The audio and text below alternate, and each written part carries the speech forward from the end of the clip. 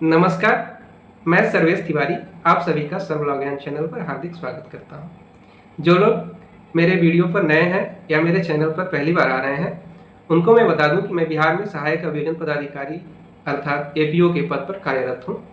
आज हम लोग वीडियो में जिस टॉपिक पर बात करने वाले हैं वह बिहार कैबिनेट के एक फैसले पर आधारित है। बिहार कैबिनेट के एक फैसले से संबंधित एक नोटिस तमाम टेलीग्राम चैनलों पर और यूट्यूब पर और अन्य सोशल मीडिया पर, व्हाट्सएप ग्रुप्स में इत्यादि जगहों पर वह दिन भर प्रसारित हो रहा था और बहुत से लोग इसका अलग अलग अर्थ समझ रहे थे। खासकर नए लोग जो तैयारी कर रहे हैं उन लोगों के मन में भ्रम हो गया कि शायद 760 नए पद बिहार में एपीओ के सृजित किए गए। सबसे पहले वो सूचना क्या थी उसे देख लेते हैं।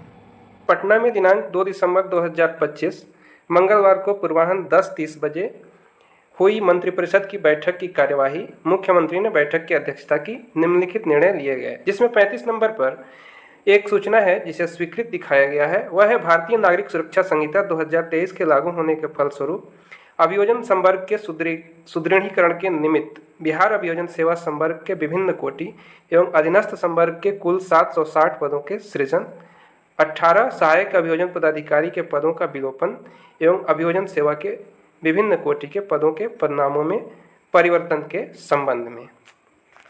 इस प्रकार इस सूचना को पढ़ने से लोगों के मन में भ्रम हो गया कि 760 अभियोजन पदाधिकारियों के नए पद सृजित किए गए। हालांकि अभी तक यह मात्र कैबिनेट का फैसला है।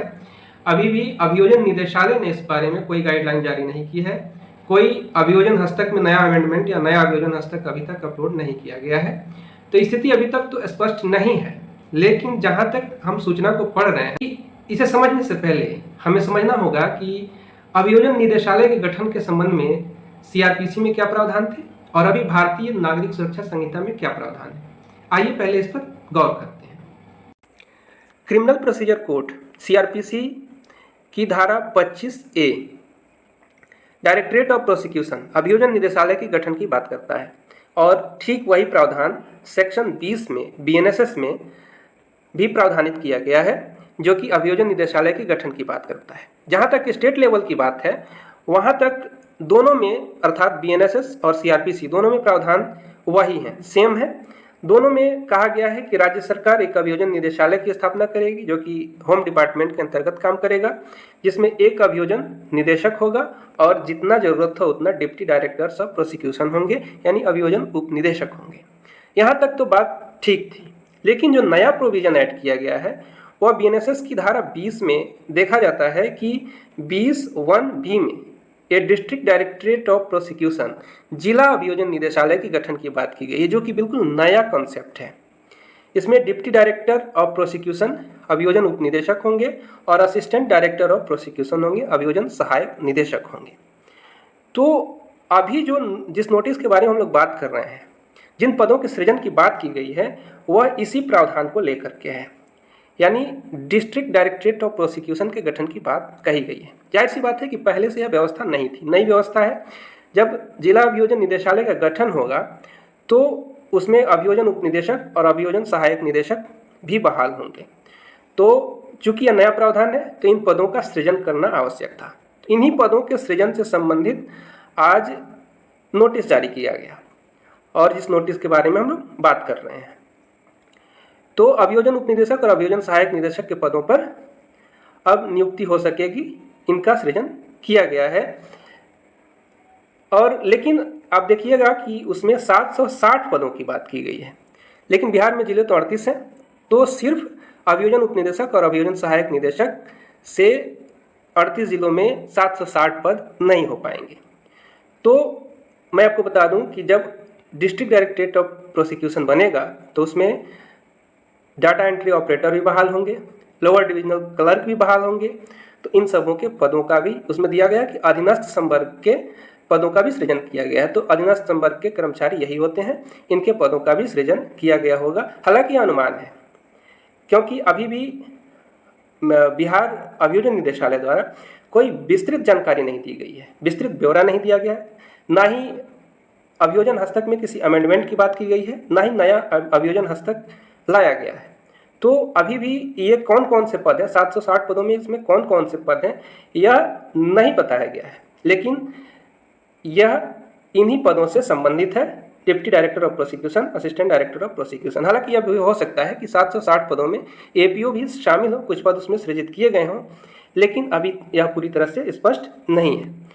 पूरी तरह से इस सूचना को समझने के लिए जो वर्तमान में व्यवस्था है उसको भी समझना थोड़ा जरूरी हो जाता है। यह जरूरी इसलिए भी है कि जब अगर आप एपीओ की परीक्षा देते हैं, इंटरव्यू में आप जाते हैं, तो यह हायरार्की आपसे पूछी जा सकती है कि वर्तमान में अभी क्या व्यवस्था चल रही है। तो इसको भी हम लोग समझ लेते हैं। सबसे पहले जिले में एक डिस्ट्रिक्ट प्रोसिक्यूशन ऑफिसर होता है, जिसे जिला अभियोजन पदाधिकारी डीपीओ कहते हैं, जो कि जिला अभियोजन कार्यालय का हेड होता है। उसके बाद sub divisional prosecution officer SDPO SG grade के होते हैं, सिलेक्शन ग्रेड के पदाधिकारी होते हैं, जो कि डीपीओ के बाद में हायरार्की में आते हैं। उसके बाद आते हैं सब डिविजनल प्रोसिक्यूशन ऑफिसर, अनुमंडल अभियोजन पदाधिकारी, यानी जिन्हें सिंपली एसडीपीओ कहा जाता है। और उसके बाद हम लोग आते हैं असिस्टेंट प्रोसिक्यूशन ऑफिसर, जिन्हें सहायक अभियोजन पदाधिकारी कहा जाता है। आप देखते हैं कि सूचना में नामों के परिवर्तन से संबंधित भी बात की गई है। तो नामों के परिवर्तन से संबंधित जहाँ तक बात है, उसमें ये जो आप नाम देख रहे हैं हायरार्की में अभी जो बताया गया है, इसमें जो नाम दिए गए हैं डीपीओ, एसडीपीओ एसजी, एसडीपीओ और एपीओ, हो सकता है कि इनके नामों में परिवर्तन हो जाए। कुछ पदाधिकारियों के माध्यम से जानने को मिला कि हो सकता है कि डीपीओ का नाम चीफ ऑफ प्रोसिक्यूटर हो जाए, या SDPO assistant directorate of prosecution हो जाए, असिस्टेंट चीफ प्रोसिक्यूटर हो जाए। तो इस तरह से नाम परिवर्तित हो जाएगा। असिस्टेंट प्रोसिक्यूशन ऑफिसर पीओ हो जाए, प्रोसिक्यूशन ऑफिसर प्रोसिक्यूटिंग ऑफिसर हो जाए। हो सकता है कि नामों में परिवर्तन। हालांकि स्थिति अभी तक स्पष्ट नहीं है, जब तक कि नई गाइडलाइन नहीं आ जाती है, नई कोई अधिसूचना नहीं आ जाती है, या फिर नया अभियोजन हस्तक जारी नहीं किया जाता है, या पुराने अभियोजन हस्तक में अमेंडमेंट नहीं कर दिया जाता है।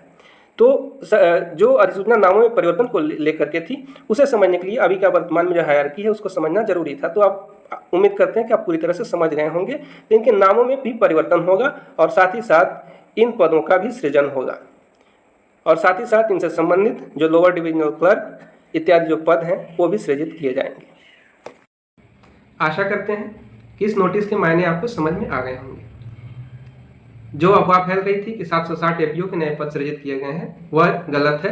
हालांकि हो सकता है कि अभी इसमें सच्चाई हो सकती है, क्योंकि अभी भी डायरेक्टरेट की तरफ से, बिहार अभियोजन निदेशालय की तरफ से कोई भी आधिकारिक घोषणा नहीं की गई है कि ये 760 पद कौन कौन से हैं। तो जब तक विस्तृत ब्यौरा इसका नहीं आ जाता है, तब तक नहीं कहा जा सकता कि इसमें एपीओ शामिल है या नहीं है। हो सकता है कि एपीओ के भी कुछ पद बढ़ाए गए होंगे, लेकिन यह स्थिति तभी स्पष्ट होगी जब विस्तृत ब्यौरा इस बारे में जारी किया जाता है, या नया अभियोजन हस्तक जारी किया जाता है। तब तक ये स्थिति स्पष्ट नहीं हो सकती है। जो 18 पद विलोपित किए गए हैं उस संबंध में जो बात की गई है, तो उसके बारे में अनुमान यह है कि विभिन्न अन्य विभागों में भी एपीओ के पद थे, जहां पर एपीओ काम करते थे, उनकी नियुक्ति होती थी। तो अब संभवतः उन पदों को समाप्त कर दिया गया है। शायद उन पदों पर जो पहले एसडीपीओ हुआ करते थे उनको नियुक्त किया जाए, या फिर किसी अन्य व्यक्ति को उस बारे में वहां पर नियुक्त किया जाए। इसलिए उन 18 पदों को विलोपित किया गया है। तो इसका भी क्या अर्थ है, ये अभियोजन हस्तक के जारी होने पर, या इस बारे में विस्तृत नोटिस जारी होने पर ही पता चलेगा। अभी इस बारे में कुछ कहा नहीं जा सकता है।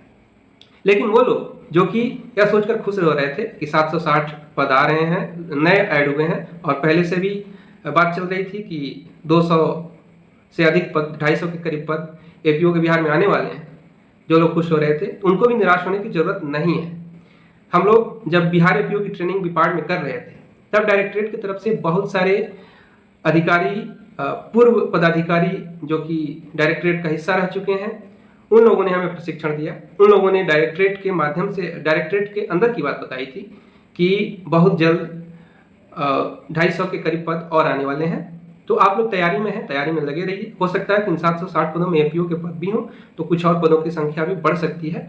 इसलिए आप लोग पढ़ते रहिए, मन से लगे रहिए। यूपी एपीओ के भी पद जल्द आने वाले हैं। इस बारे में यूपी एपीओ का सिलेबस भी चेंज कर दिया गया है, तो वहाँ भी एपीओ की वैकेंसी आने वाली है। तो जो लोग पढ़ रहे हैं, पूरे उत्साह के साथ, पूरे लगन के साथ पढ़ते रहें, परिश्रम व्यर्थ नहीं जाएगा आपका। आप सभी को शुभकामनाएं, और ऐसे ही वीडियोस देखने के लिए सर्वलॉ ज्ञान चैनल को सब्सक्राइब करें, अपने दोस्तों तक इसे पहुंचाएं, शेयर करें। आप सभी का बहुत बहुत धन्यवाद, आभार।